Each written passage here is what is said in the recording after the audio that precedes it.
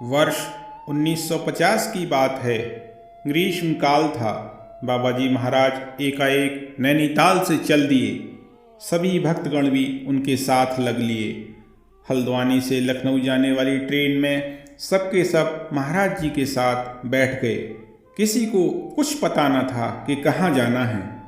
9 बजे के करीब किच्छा स्टेशन पहुँचने पर बाबा जी उतर पड़े गाड़ी से। सब लोग वहीं उतर गए।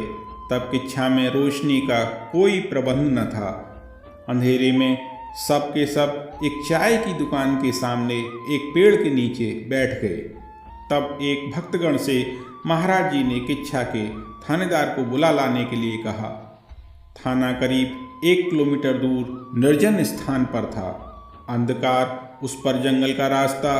किसी तरह वह भक्त चलकर 1 फरलांग ही चल पाया था कि महाराज जी पीछे से एक ट्रक में आ गए अन्य भक्तों के साथ और उसे भी बिठा लिया ट्रक में। थाने के सामने ट्रक को रोककर एक वृक्ष के नीचे सब के सब बैठ गए। उस समय रात के 11 बज चुके थे। पेड़ के पास कई अनजान आकृतियों को देखकर पहरे का संतरी सशंकित होकर उनके पास आकर पूछने लगा तो महाराज जी ने कह दिया कि हम डाकू हैं। पहरेदार डर गया। तब एक भक्त ने उसे थानेदार को बुला लाने को कहा, पर वहां थानेदार होता तो आता। संतरी ने भी उसकी अनुपस्थिति के बारे में कुछ नहीं बताया और भीतर जाकर थानेदार की पत्नी से डरते हुए सब बातें बता दी कि डाकू आए हैं। उत्सुक स्त्री तब चाहर दीवारी से बाहर झांकने लगी। सभी ने आश्चर्य से देखा। बाहर को देखते ही महाराज कहती हुई वह स्त्री दौड़ी चली आई और महाराज जी के चरणों में लौट गई। संतरी मुंह बाए देखता रह गया। महिला ने महाराज जी से घर चलने का आग्रह किया तो महाराज जी थाने के क्वार्टर के बरामदे में बैठ गए और कहते हुए, तेरा पति घर पर नहीं है, हम अंदर नहीं आएंगे।